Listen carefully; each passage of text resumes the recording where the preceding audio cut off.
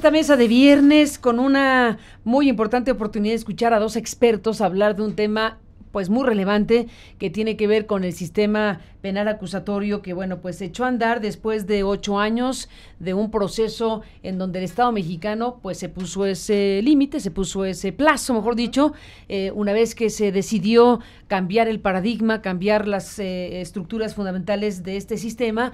Bueno, vino todo un proceso donde deberían haber ocurrido varias cosas, entre otras procesos de capacitación, precisamente para que a la hora de ya estrenarlo en su instrumentación, pues pudiéramos tener los resultados que el sistema nos prometía o nos ha prometido. Bueno, ¿qué tenemos hoy?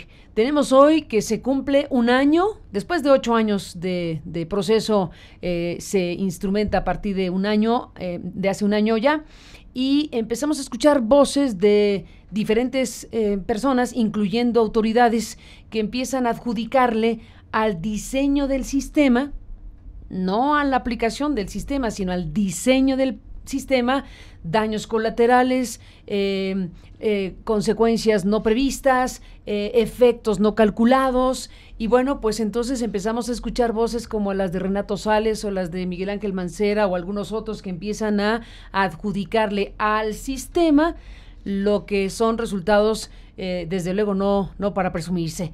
Están aquí para hablar del tema, para hablar del alcance de todo esto, Gabriela Ortiz, que es especialista precisamente en este nuevo sistema justicia penal acusatorio. Gracias por estar aquí, Gabriela. Gracias por la invitación.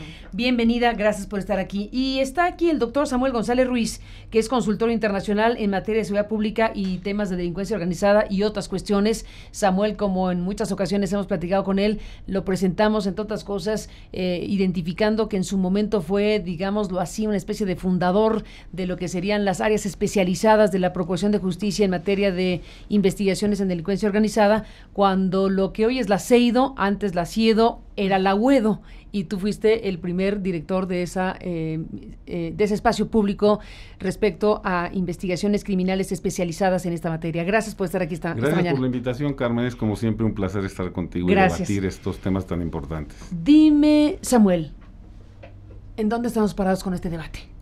Mira, Carmen, tú sabes que durante años estuvimos diciendo que si el sistema no era correctamente implementado, te iba a producir un incremento muy grave en materia de inseguridad. Algunos, y lo platicamos con algún ministro el año pasado en la Suprema Corte de Justicia, cuando le empezamos a dar los primeros resultados del proceso de implementación que iba hacia el alza, negaban la relación o la vinculación entre seguridad y justicia.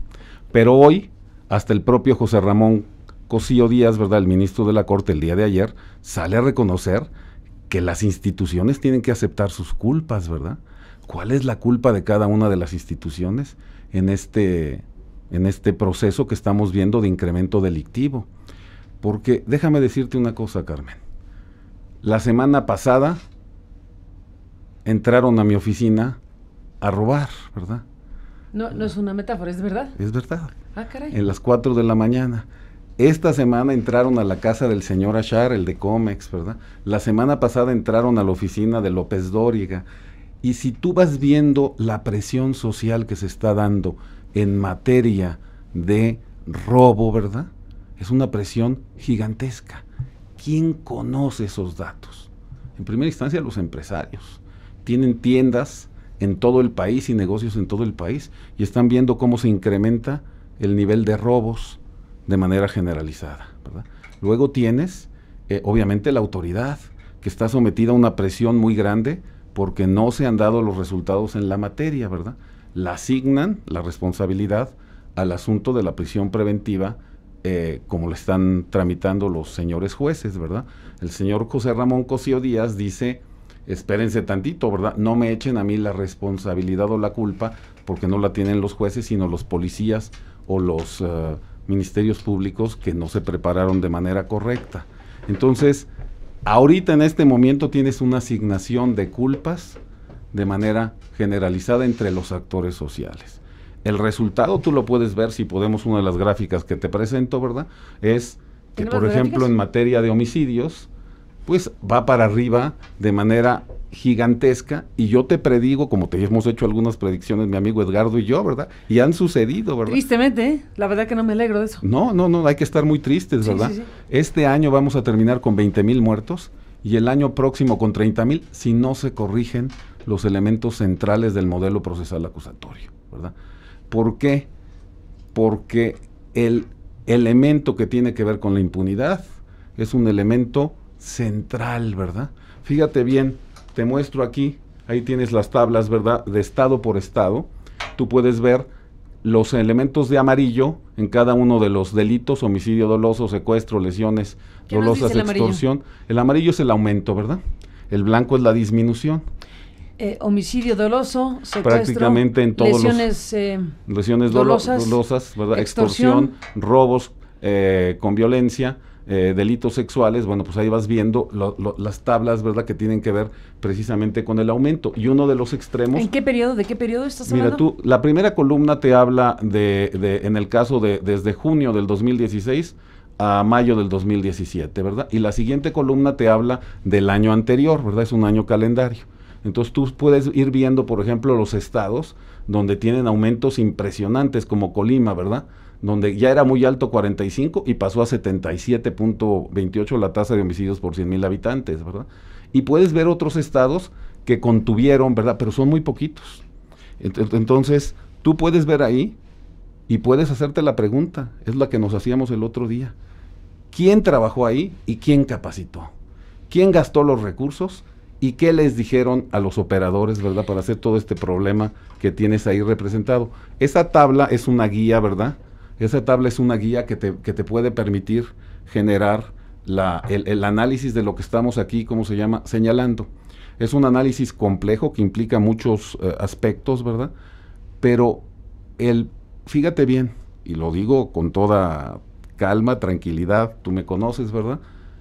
El debate que no querían dar de la vinculación entre seguridad y modelo procesal acusatorio está hoy absolutamente firme y determinado. Sí hay correlación entre seguridad pública y sistema de justicia penal, ¿verdad?, acusatorio.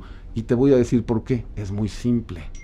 Si yo tengo si hay un grupo de secuestradores o de homicidas que están cometiendo homicidios porque son sicarios, y yo no los incapacito en la prisión, ¿qué van a seguir haciendo? Matando.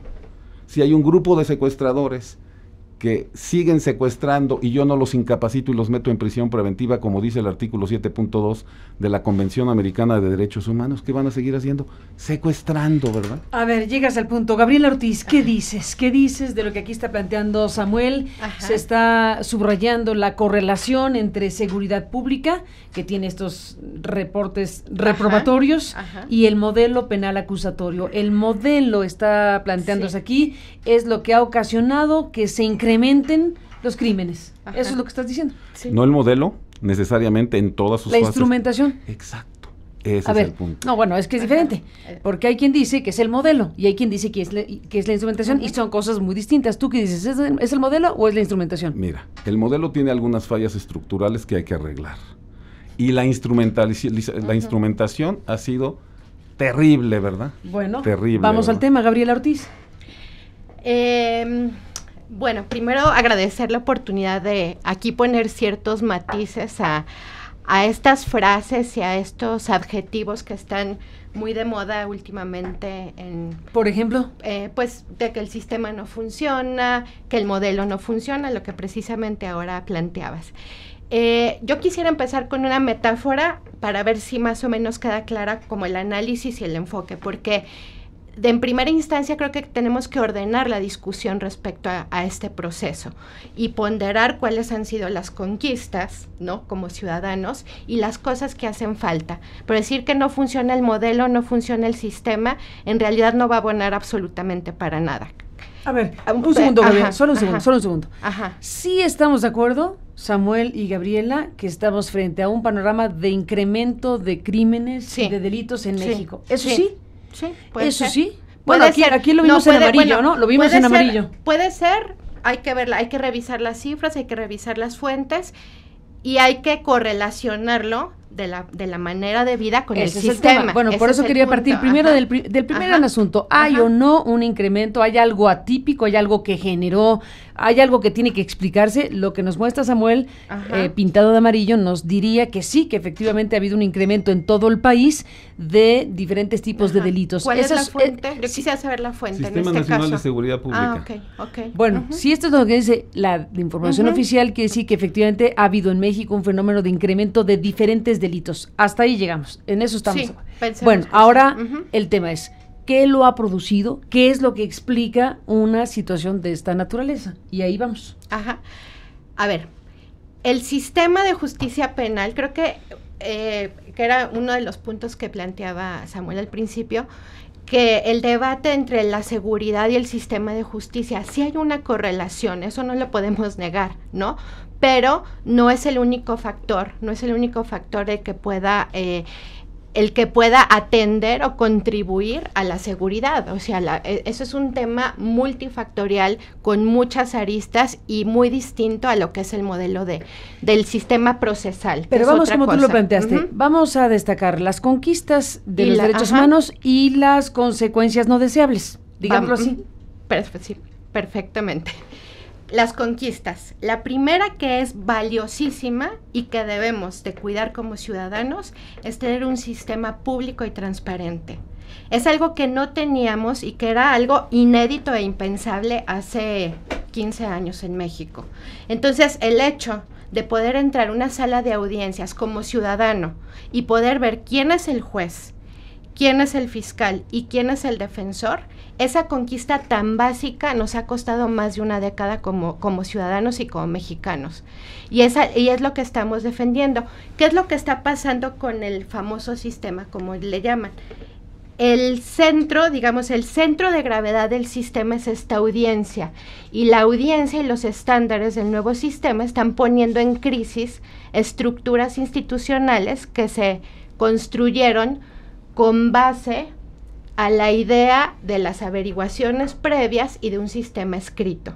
Entonces estamos en un sistema procesal que está demandando cambios estructurales y por eso es que hay tantos ejercicios en este momento sobre las procuradurías y sobre las fiscalías, porque no podemos continuar haciendo investigaciones, o más bien dicho, debemos de desarrollar herramientas de investigación. El sistema escrito, que es lo que demandaba, pues hacer una carpeta con pruebas que no se ponían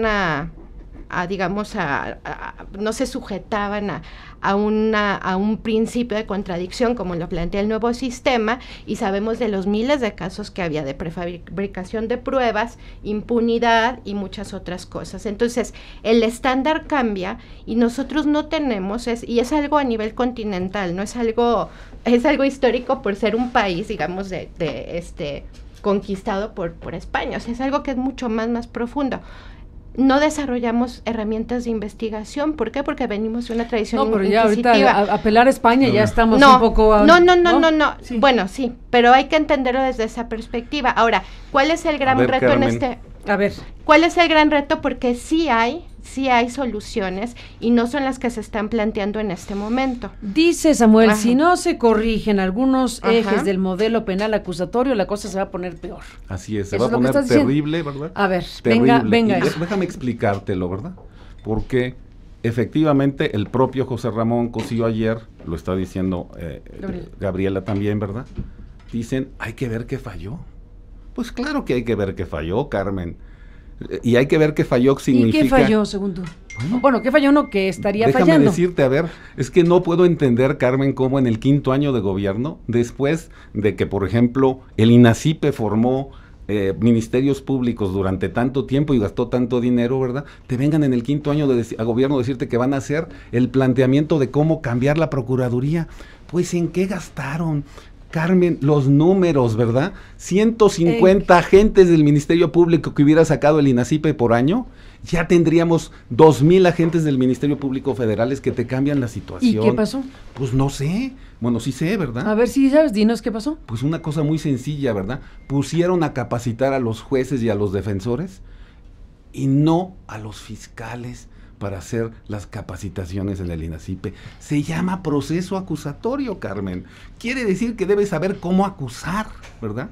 Y entonces si tú traes a capacitar y pones malos capacitadores en el INACIPE, ¿verdad?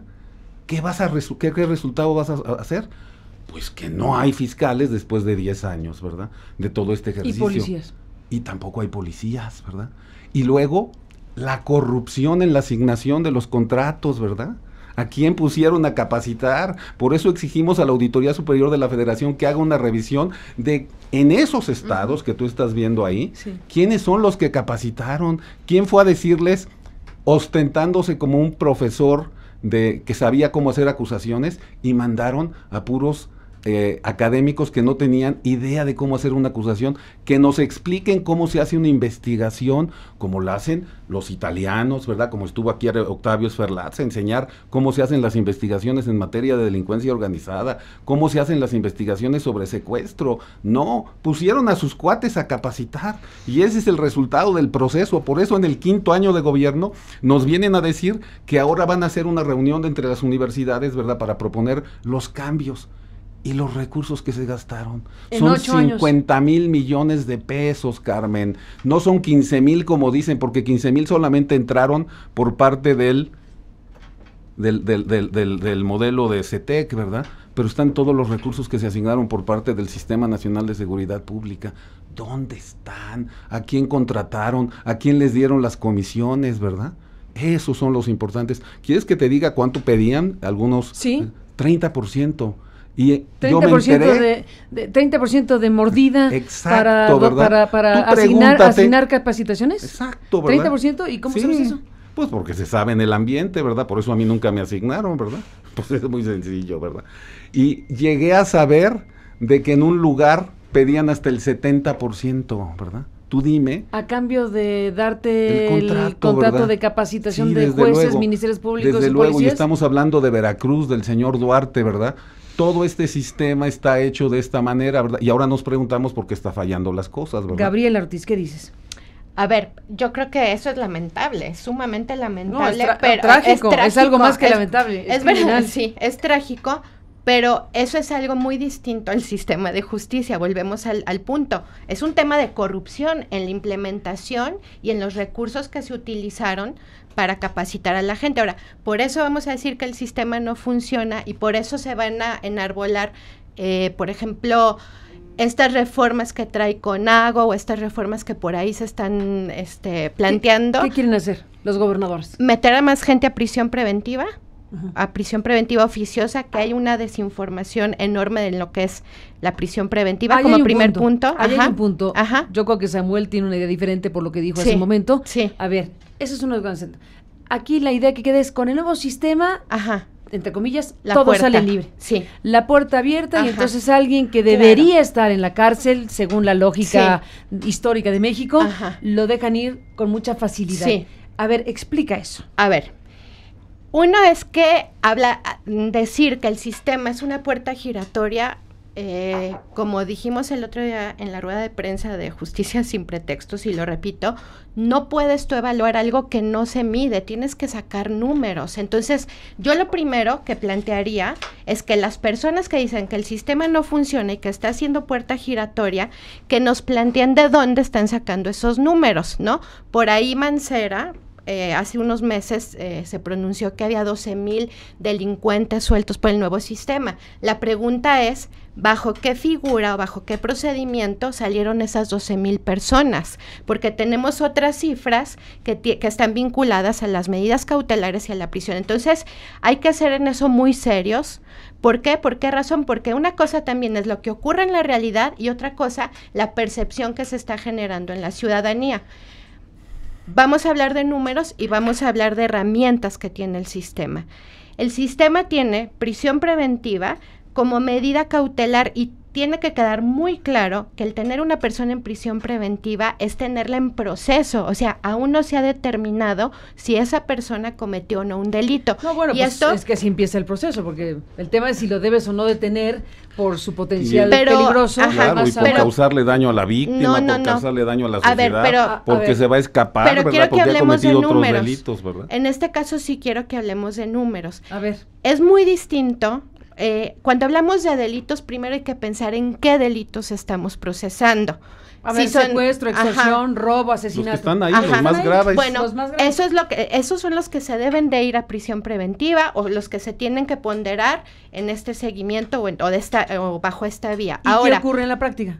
En la práctica te voy a poner un ejemplo de algo que hice el año pasado a invitación de la Universidad de Rutgers, que está para analizar la audiencia inicial en Ecatepec. O sea, no estamos hablando de una zona poco conflictiva en el país.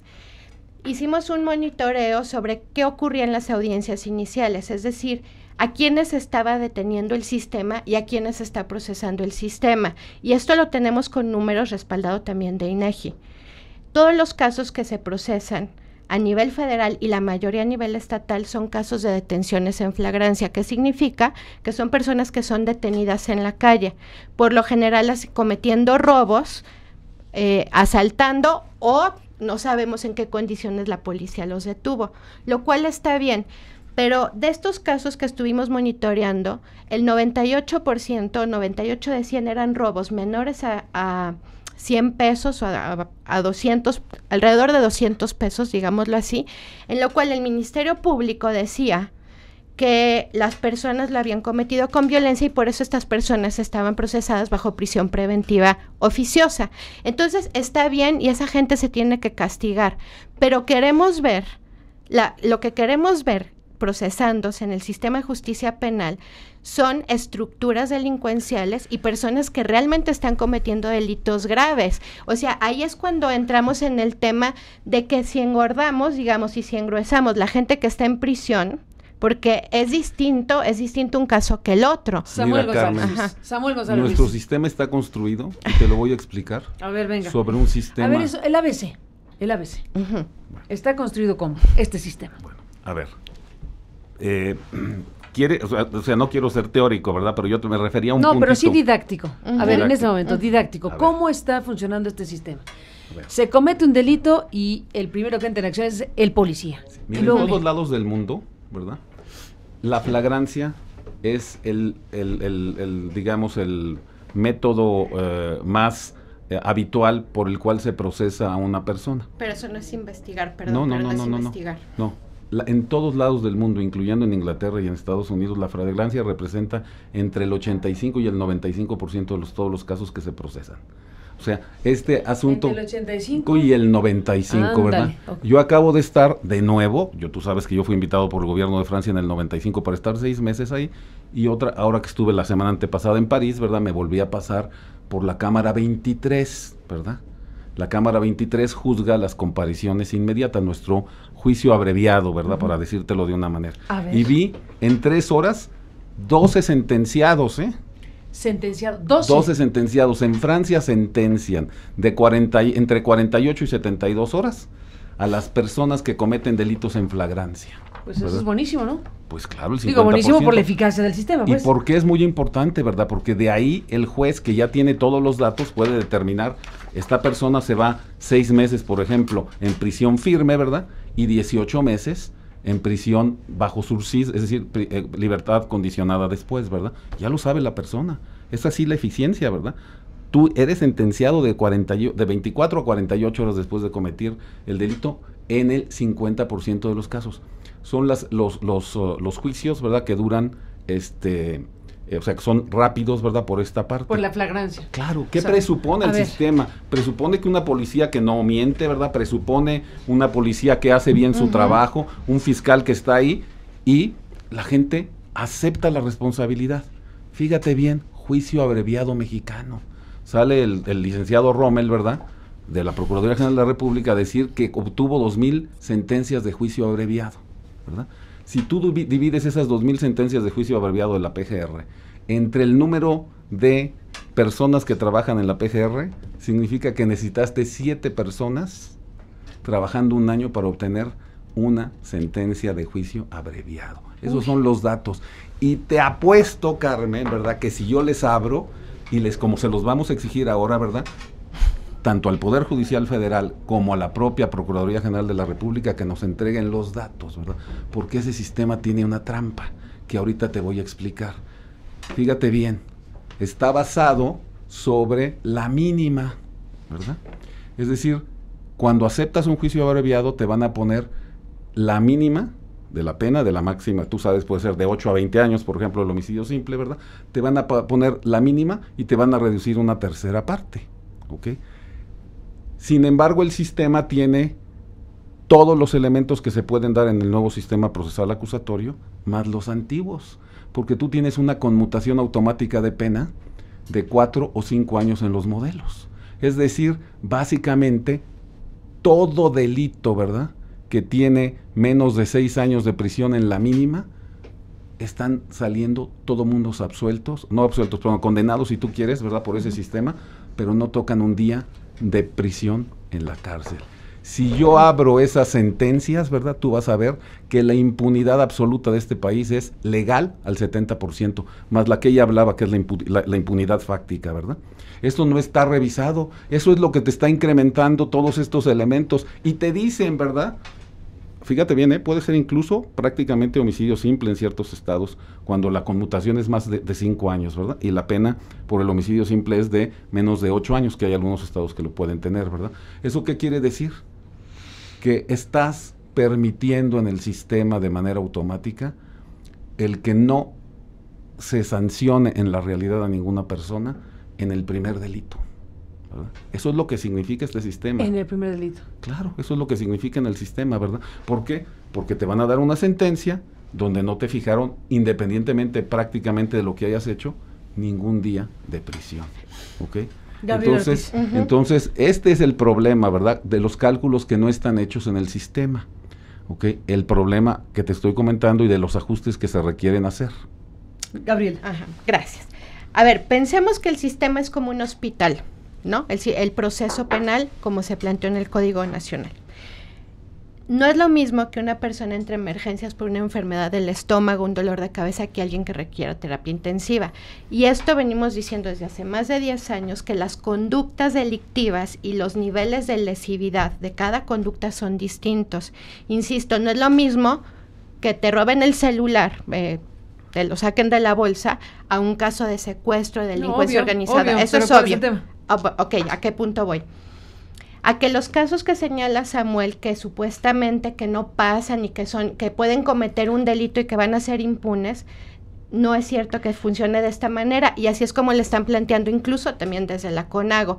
Los acuerdos reparatorios de los que por ahí se hablan solamente se pueden hacer como un mecanismo de negociación entre la víctima y el imputado, tratándose de delitos patrimoniales en los cuales no se ejerce violencia sobre la persona. Entonces no es que en todos los casos se pueda negociar, y no es que en todos los casos, obviamente, no va a haber una negociación entre una persona que cometió un delito de violación y un delito o un secuestro.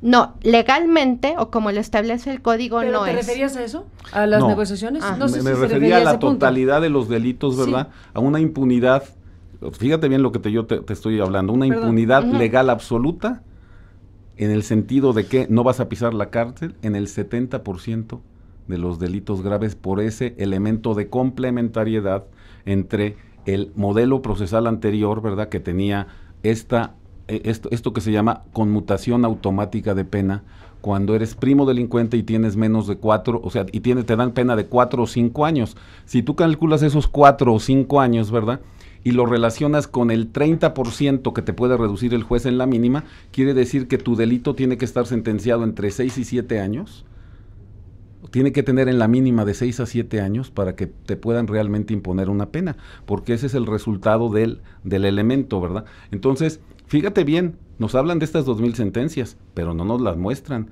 no nos dicen cuántos sentenciados hubo y qué penas les dieron, ¿verdad? Con este modelo. Bueno, ¿cuántos 2,000? Dicen que 2,000, ¿verdad? Pero no nos dicen qué penas les dieron. Y te aseguro que la mayoría son conmutaciones automáticas de pena, de esos 2,000, ¿verdad? Entonces, pero es una suposición. No, es que es una cosa lógica, ¿verdad? Pero es una suposición porque el que tiene que dártela, ¿quién es? La autoridad, ¿verdad? El que tiene que evaluar quién es, pues los que evalúan, ¿verdad? Nosotros nada más a veces pedimos datos y exigimos que se haga el proceso de evaluación. Entonces, esos son los puntos que están ahí en el sistema. Hay otros puntos donde desafortunadamente, y yo lo digo, ¿verdad?, yo creo que el sistema se puede arreglar con 5 reformas. 5 reformas se puede arreglar el sistema y reequilibrar el sistema, ¿verdad? El elemento fundamental es que entre en los criterios que están sosteniendo los jueces todas las partes que están en el conflicto, ¿verdad? El imputado, la propia víctima, ¿verdad? Y la sociedad. Si yo, como lo dice Ferrayoli, genero un garantismo donde hay derechos y garantías para todos, para el imputado, para la víctima y para la sociedad, y lo tengo presente en los criterios, el resultado va a ser un equilibrio que todos deseamos, ¿verdad? Tú no quieres un inocente en la cárcel, yo tampoco, ¿verdad? Nadie lo puede querer, ¿verdad?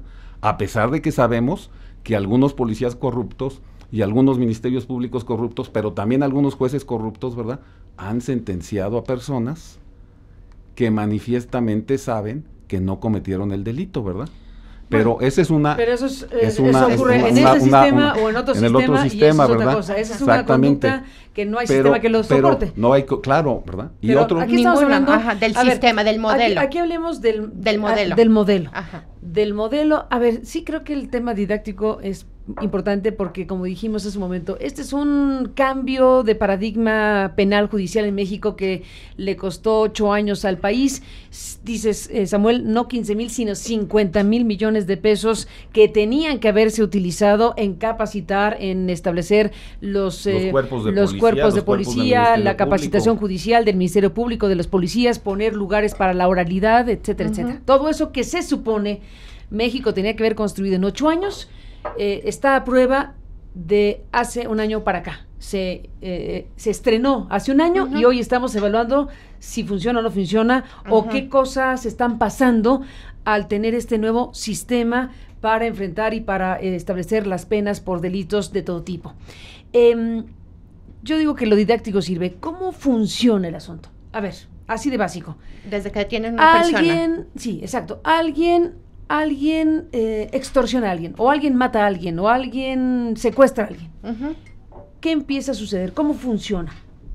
Llega la policía, bueno, tú dices la flagrancia, supongamos, la flagrancia, ¿no? Una detención en flagrancia. Entonces un policía tiene que llenar un examen. Un informe. Un informe que ahí dice que se tardan 4 o 5 horas. Hay quien dice que en los peores casos... 1,400 campos, a ver, 1,400 a ver, ¿cómo campos. A ver, venga la explicación. Yo hago la explicación, si quieren. Y luego vemos los puntos que están bien y mal. ¿Qué hace el policía? El policía tiene que detener a la persona, la tiene que poner a disposición del Ministerio Público, y el Ministerio Público debe de decidir si deja retenida a la persona o después le llama. Esto va a depender por el tipo de delito y va a ser una decisión del Ministerio Público. Si desea retener a la persona, va a pedir una audiencia inicial, que es la llamada audiencia de control de detención. Entonces, ahí se revisan las condiciones en las cuales se dio la flagrancia o no, y se le imputa, que es como le llamamos, el delito que por el cual se le está siguiendo el proceso a la persona. Ahí ya se decide, el juez va a revisar si la detención fue legal, en qué condiciones se dio, cuál es la conducta que se le está imputando, y digamos se formaliza el caso ante el juez. Una vez que inicia esto, hay un término para hacer una investigación complementaria y para decidir si el asunto se va a llevar a juicio o no se va a llevar a juicio. Esta es la ruta... ¿Lo decide el Ministerio Público? Que si el caso se va a juicio, lo puede decidir el Ministerio Público, también la víctima puede participar de esa decisión, y también la defensa puede participar de esa decisión, dependiendo, ahora sí volvemos al punto del delito que se trate.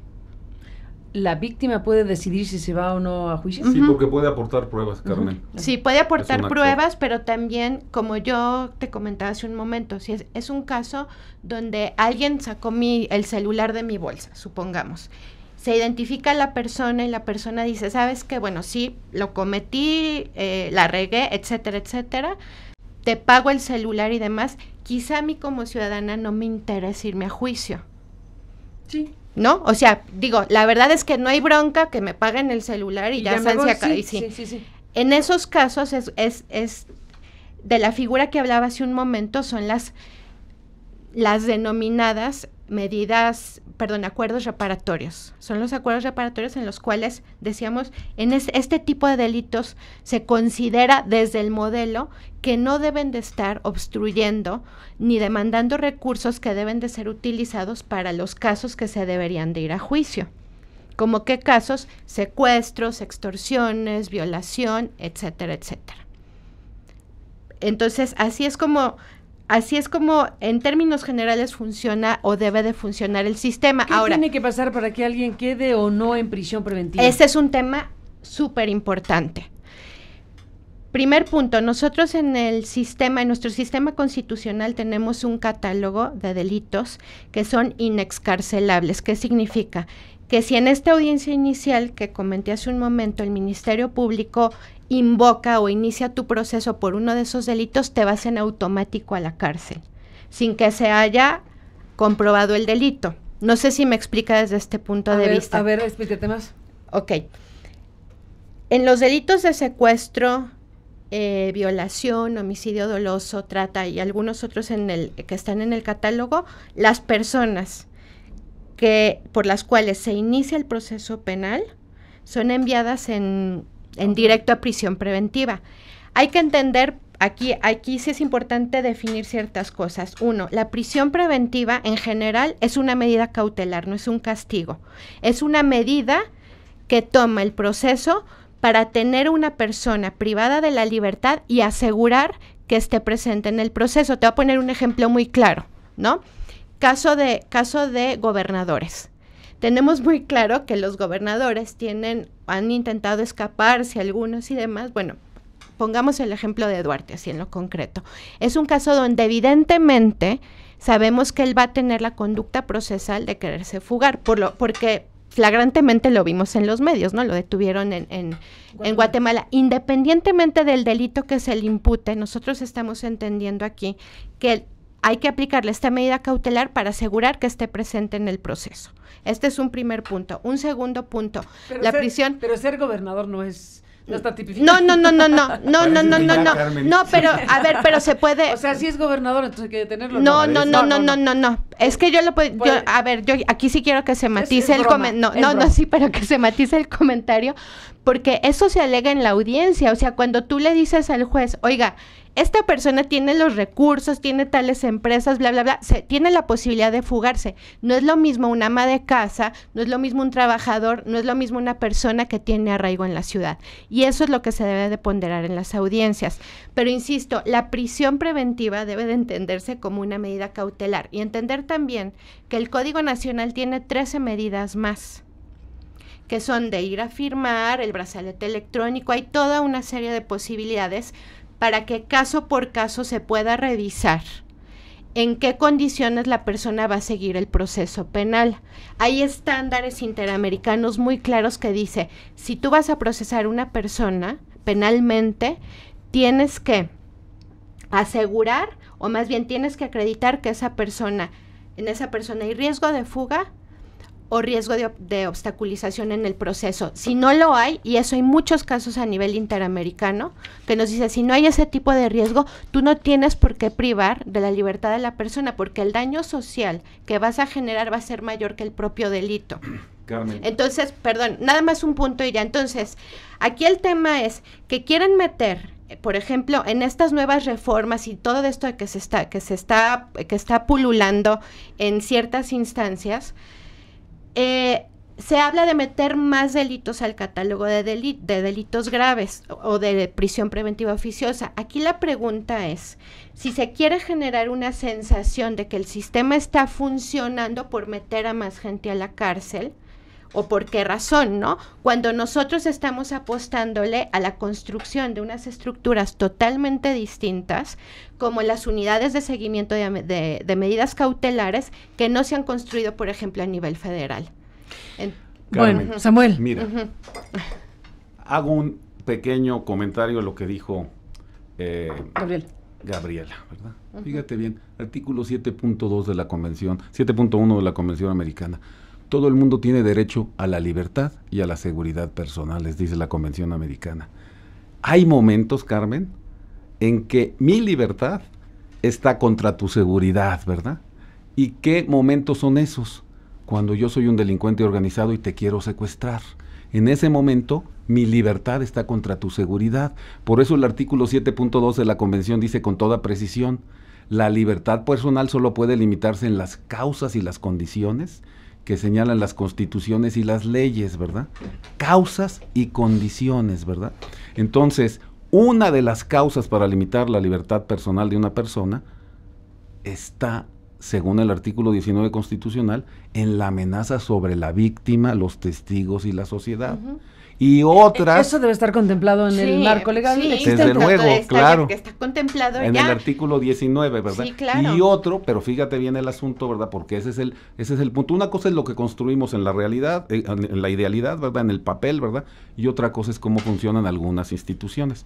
El artículo 19 constitucional también dice, ¿verdad?, que merece prisión preventiva oficiosa cuando se cometan delitos especialmente violentos, como los delitos que se hacen con armas y explosivos, ¿verdad?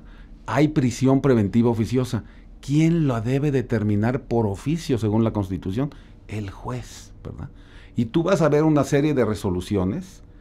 Los secretarios de Seguridad Pública han presentado casos y casos y casos en que detienen a las personas con Barretts, con RPGs, con todo tipo de armas. Un secretario de Seguridad Pública del Estado decía que había detenido casi a 600 personas y solo le habían otorgado 7 prisiones preventivas con armas de ese tipo.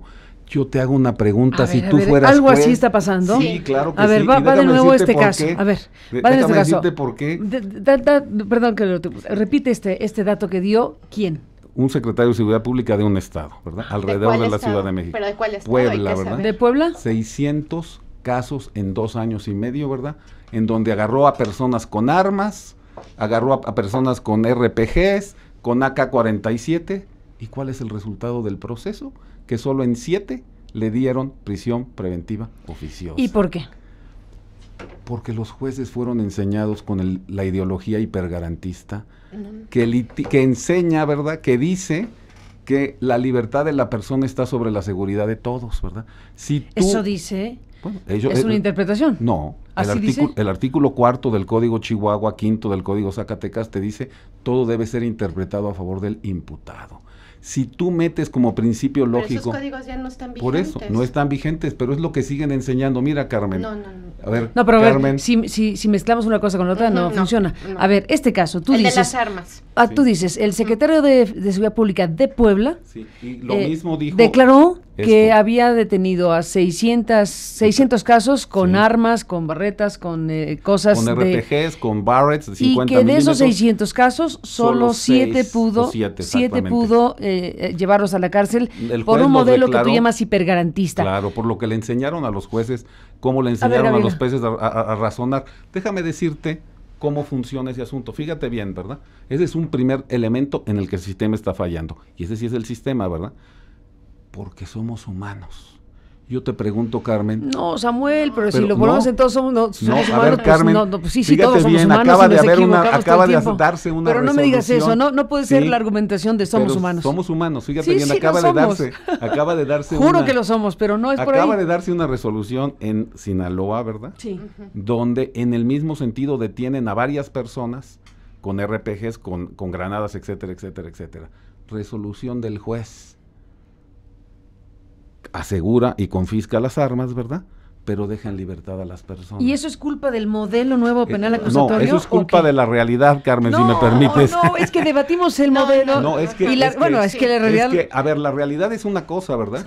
Ahí donde tienes a los jueces. No, lo que queremos hay saber... Hay delincuencia organizada y hay amenazas para los jueces. Te voy a decir, y a los jueces les tiembla la mano porque... A ver, ¿le tiembla la mano a los jueces por qué? ¿Por el modelo o porque son por narcos? Por la amenaza de la delincuencia organizada. Bueno, es que eso es otra cosa. Claro, no, pero es que si tu modelo no lo contempla... O sea, tú me construiste... Pero sí lo contempla. No. La prisión preventiva aplica para todos los delitos que merezcan pena privativa de la libertad. Eso es, a ver, aquí está el tema. Bien importante. Tomamos el ejemplo poblano, ajá, ¿no? Ajá, Tú dices que el secretario dijo esto. Ajá. 600 casos con todos los elementos suficientes para llevar a prisión a esos 600 y solo van 7. Solo 7. Bueno, a ver, restantes, ahí ¿qué es lo que sucede? Que los jueces dijeron, ¿para qué metemos al tambo a estos narcos que nos van a matar? Porque el juez recibió una mordida, porque el juez prefirió garantizar la libertad por encima de la seguridad. ¿Qué es lo que prevalece para que ocurra esto que tú dices que ocurrió en Puebla? Sí, claro. ¿Qué dices, Gabriela? A ver, primero hay que ver los casos y hay que ver la audiencia, lo que se dijo y demás, porque no es un tema normativo y en eso, insisto, creo que hay mucha confusión. El código dice muy claramente, en todos los delitos que merezcan pena privativa de la libertad, es posible la prisión preventiva. Hay una confusión por ahí en los medios también, y están dando la idea de que la prisión preventiva solamente opera para el catálogo de delitos del 19 constitucional, y no es así. Te voy a poner un ejemplo para hacerlo didáctico, como si fuera esta audiencia de las armas, ¿no? ¿Qué es lo que tiene que hacer el fiscal? Primero, le imputa el delito. Bueno, usted se le detuvo portando 7, 8 armas de tal calibre, etcétera, etcétera. El juez dice, ok, muy bien, vamos a procesarlo por esto. Después tiene que haber un debate sobre prisión preventiva y el juez debe de revisar los parámetros del caso en lo concreto. ¿A qué me refiero? Debe de revisar si hay riesgo de fuga o si hay peligro para la sociedad o para la víctima y demás. El Ministerio Público que le dice, mira señor, son armas de alto calibre, aquí hay un patrón en el cual se están cometiendo muchos delitos vinculados con armas, esta persona se está siendo investigada por estar articulada con otras con un cártel. Con un cártel o algo así. Obviamente el juez, estoy poniendo un ejemplo hipotético, pero para hacerlo claro, en este caso el juez, obviamente dándole el uso de la voz a la defensa para que diga lo que a ello corresponde, el juez ya determina si corresponde o no la prisión preventiva. O sea, es algo de lo cual no se requiere hacer ninguna reforma. Y por ahí se dice que la gente que trae armas está saliendo libre y está en la puerta giratoria. Y no, en el código muy claramente se establece que se puede pedir prisión preventiva y se puede ver en este caso. No sé si quede esto, la semana pasada, Carmen, claro también. El Capella, el jefe de la policía del Morelos, ¿verdad? Denunció exactamente los mismos hechos, ¿verdad? Que detuvo a 7 personas en las mismas condiciones, ¿verdad? Y los soltaron a todos. ¿Por qué? A ver, ¿y en ese caso de Capella qué pasó? Según Capella. No, dijo que lo iba a investigar, ¿verdad? Si era un error, si había sido un error del Ministerio Público o del juez, ¿verdad? O por qué razón lo están haciendo. Pero, a ver, te lo vuelvo a decir para que veas ¿qué está fallando en el proceso de capacitación de los jueces? La Constitución es muy clara, artículo 19, merecen prisión preventiva oficiosa por parte del juez los delitos cometidos por medios especialmente violentos como armas y explosivos, ¿verdad? Por medios especialmente violentos como armas y explosivos. Si yo tengo 7, ¿cómo se llama? AK-47, es un RPG y una granada, ¿para qué las voy a utilizar, Carmen? Bueno, sí. Pero no, a ver, Carmen, yo creo que aquí hay que no podemos revisar un modelo desde un caso, o sea, no es metodológico. Sí, no es de un caso, Carmen, ve cómo te presentas Renato Sales, ¿verdad? Cómo los delitos en donde se están cometiendo estos homicidios que te estoy diciendo, ha subido el delito cometido por arma de fuego, ¿verdad? ¿Por qué? No, sí, bueno, claro que sí. Pero es lo que detienen en flagrancia. Perdón, aquí yo sí quiero poner números. El 50% de los casos que se procesan a nivel federal son de portación de armas. ¿Y esto qué significa? Que una persona puede traer desde un revólver hasta tener un arsenal, solamente por posesión. Y esto representa la mitad de los casos que se procesan a nivel federal. Ahora, por eso están hablando de la prisión preventiva oficiosa o de quererlo meter al catálogo de delitos de prisión preventiva oficiosa. ¿Por qué razón? Para asegurar que toda esta mitad de las personas que están procesando vayan a prisión. y generar números. Hay que cambiar eso. Déjenme traer a cuento para esta mesa de debate y de discusión acerca del nuevo sistema penal acusatorio en México que está a revisión, a debate, a polémica. Se ha cumplido en estos días 1 año de que se instrumentó formalmente, de que se instauró, digámoslo así, y 8 años de proceso de preparación y todo este debate de si funciona, no funciona, si trae consecuencias negativas, si es la salida realmente para que nuestro país tenga herramientas eficaces para este tipo de circunstancias. Bueno, en este contexto de debate y polémica, déjenme leer lo que nos acerca nuestro compañero Isaías Robles esta mañana de lo que está dando a conocer la judicatura de un caso, del asunto del comisionado de la Policía Federal en Veracruz, Juan Camilo Castañé, que como saben fue asesinado. Déjenme leer la nota informativa y creo que viene, bueno, desde luego el caso por sí mismo informativamente es muy importante darlo a conocer, pero que nos sirva de referencia para lo que estamos aquí discutiendo. Dice esta comunicación de la judicatura: el asunto es juez de distrito especializado en el sistema penal acusatorio adscrito al Centro de Justicia Penal Federal de Puebla, informa que en la continuación de la audiencia inicial del 6 de julio dictó auto de no vinculación a proceso respecto de 10 personas a las que se le imputaba el delito de portación de arma de fuego de uso exclusivo del Ejército, Armada y Fuerza Aérea Nacional, previsto y sancionado en el artículo 83 de la Ley Federal de Armas de Fuego y Explosivos, así como en favor de uno de ellos, a quien se le atribuyó el delito de portación de arma de fuego sin licencia, tipificado y penado en el numeral 81 de la Ley Federal de Armas de Fuego y Explosivos. Asimismo, a los antes mencionados por el ilícito de asociación delictuosa previsto y sancionado en el artículo 164 del Código Penal Federal y homicidio en grado de tentativa tipificado en los preceptos 302 y 307 en relación el diverso 12 del Código Penal Federal. Es de señalar que en la primera fase de la audiencia inicial se calificó de legal la detención de los antes mencionados. La Fiscalía Federal formuló imputación y solicitó la vinculación a proceso.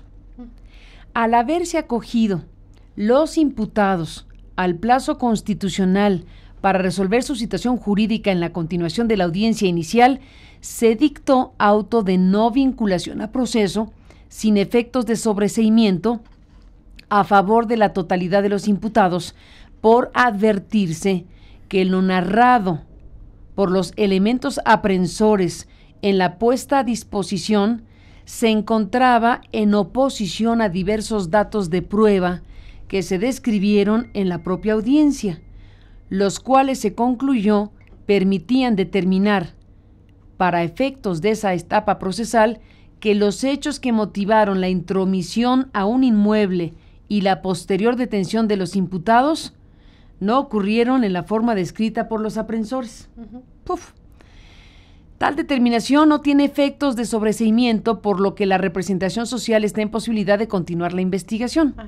La autoridad jurisdiccional informa que en el caso, si es necesaria la supresión de datos personales de nombres y apellidos de los imputados, pues al llevarse a cabo su identificación, tal y como lo requiere el precepto 54 del Código, expresaron su voluntad de que los mismos se mantengan bajo reserva.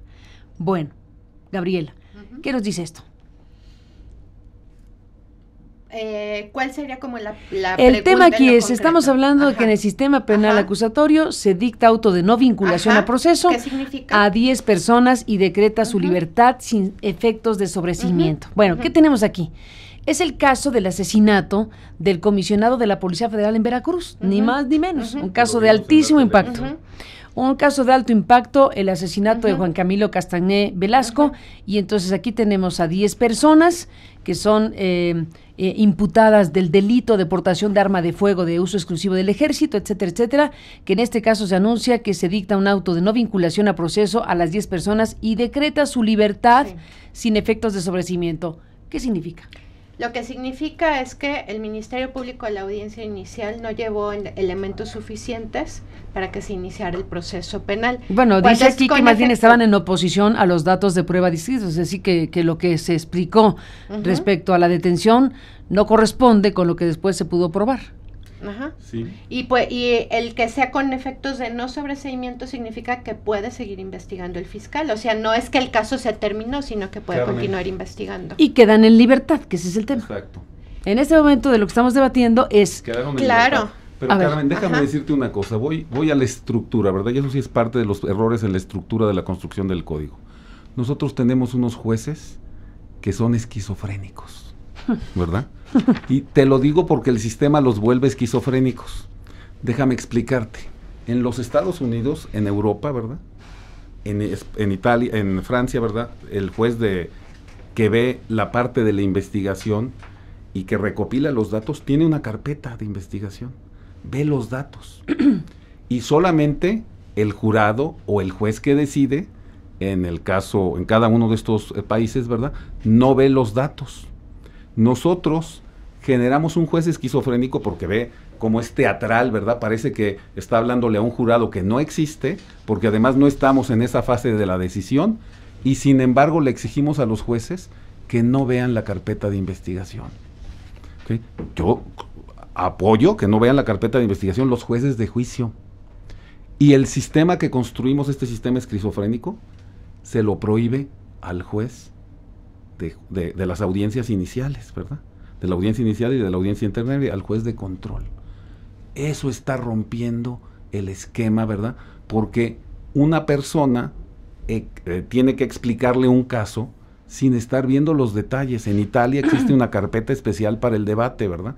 Y aquí la rompimos, porque presuponemos que tienes que tener un juez completamente puro que no ha oído nada. La regla constitucional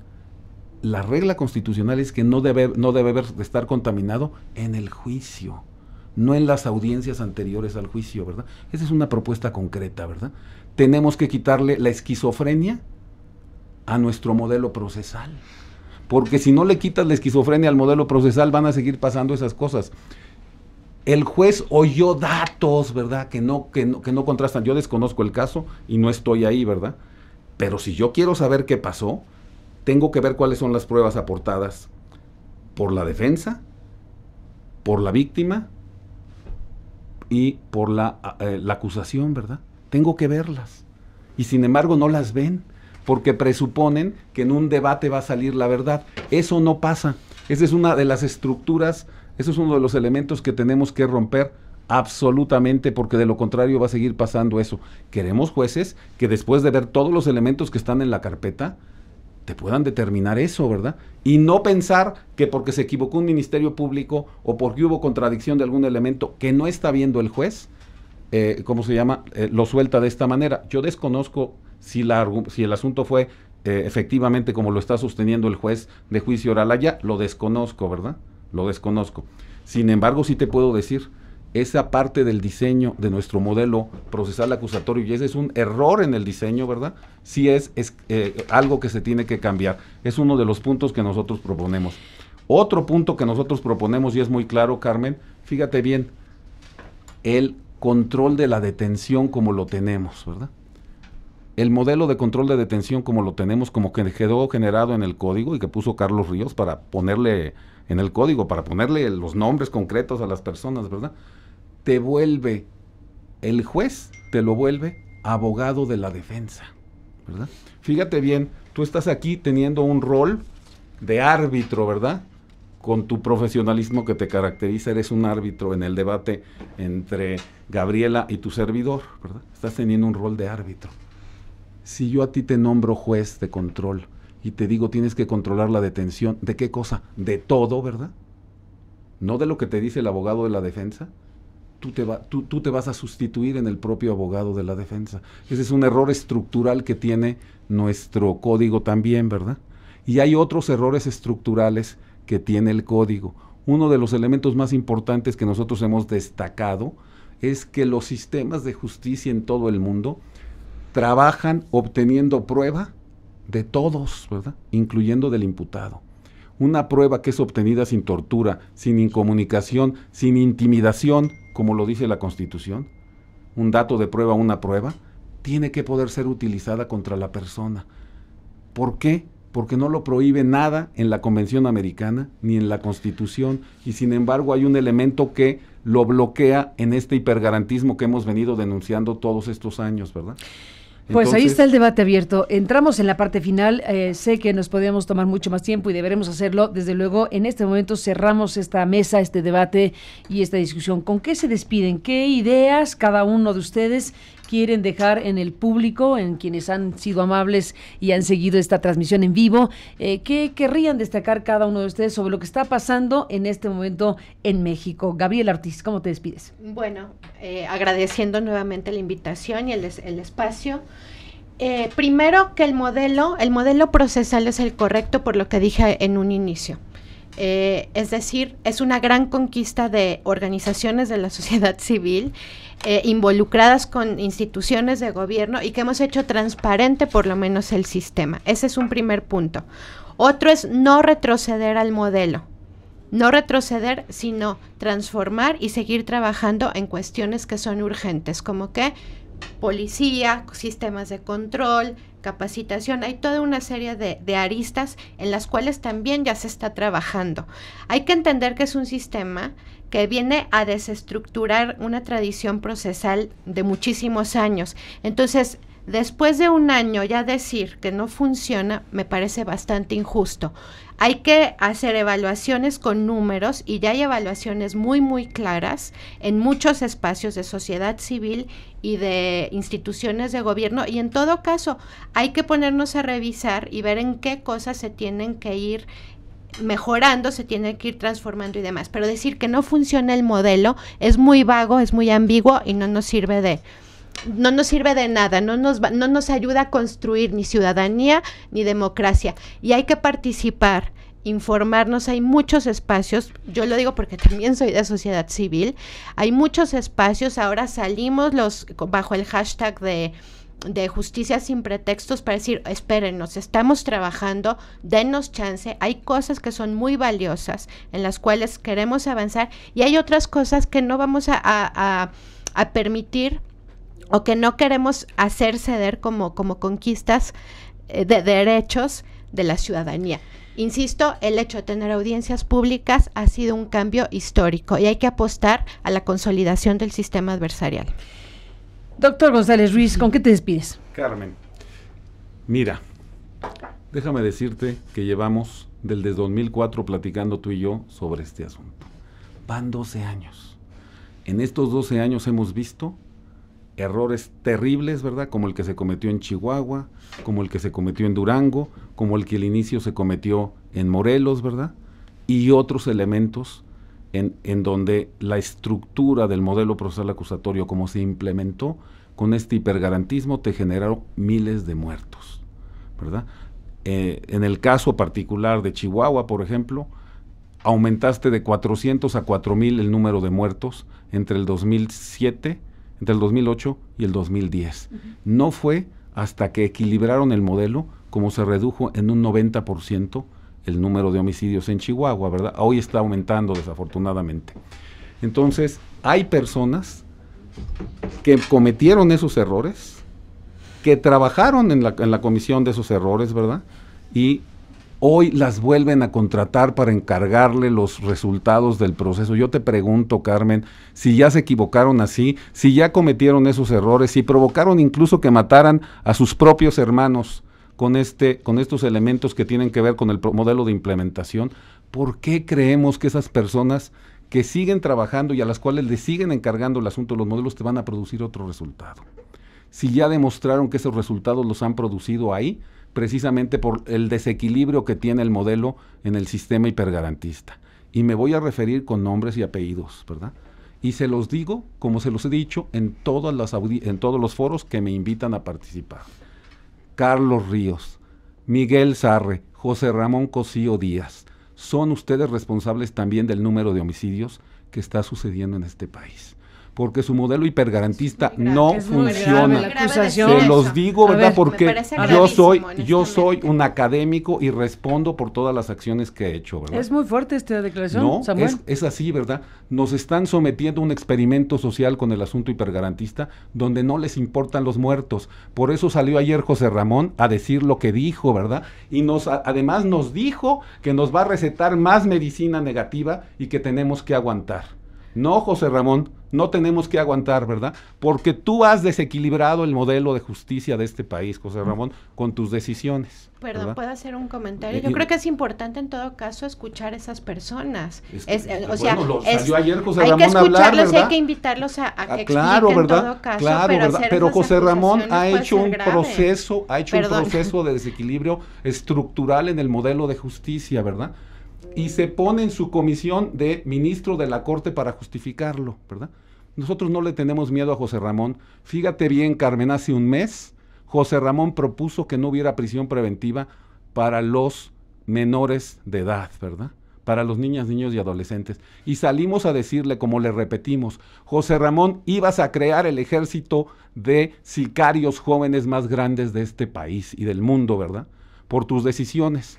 Porque estás ahí en tu torre de marfil pensando que tú tienes el control de las cosas y no lo tienes, José Ramón.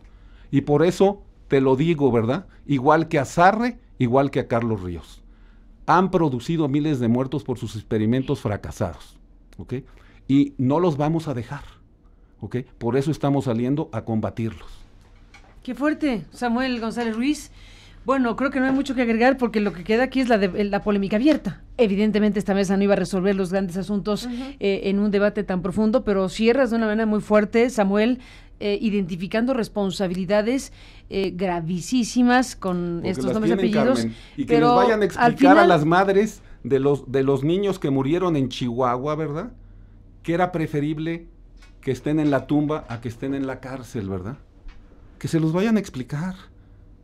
Que no salga desde su pilar de la Suprema Corte a darnos una cátedra que tenemos que aguantar sus medicinas, ¿verdad? Él es parte del Estado, se aísla diciendo que él desde su cátedra de la Suprema Corte determina lo que es la Constitución, ¿verdad? Y que todos los demás sufran las consecuencias de una mala implementación de este sistema. No se lo vamos a permitir ni a tolerar.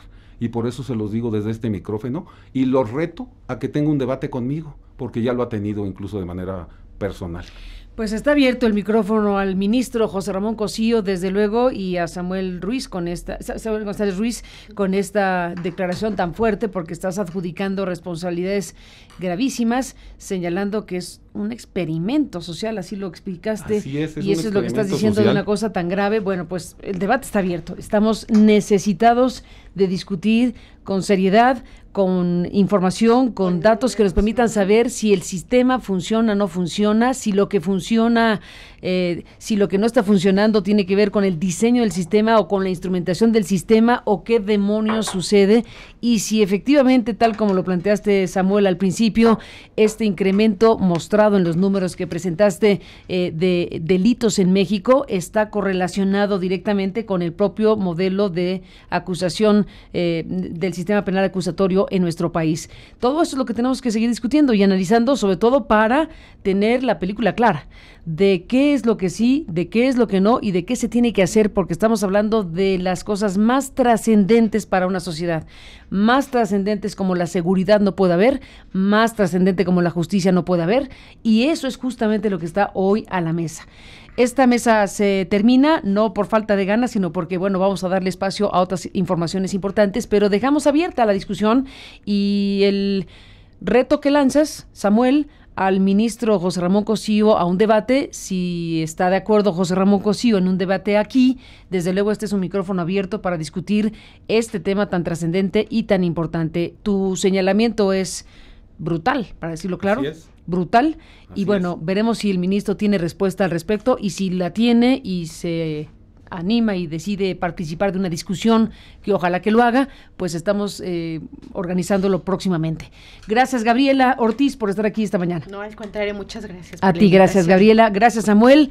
Pues tremendo asunto que dejas aquí pendiente. Gracias por estar aquí. Gracias, Carmen. Gracias a los dos. Una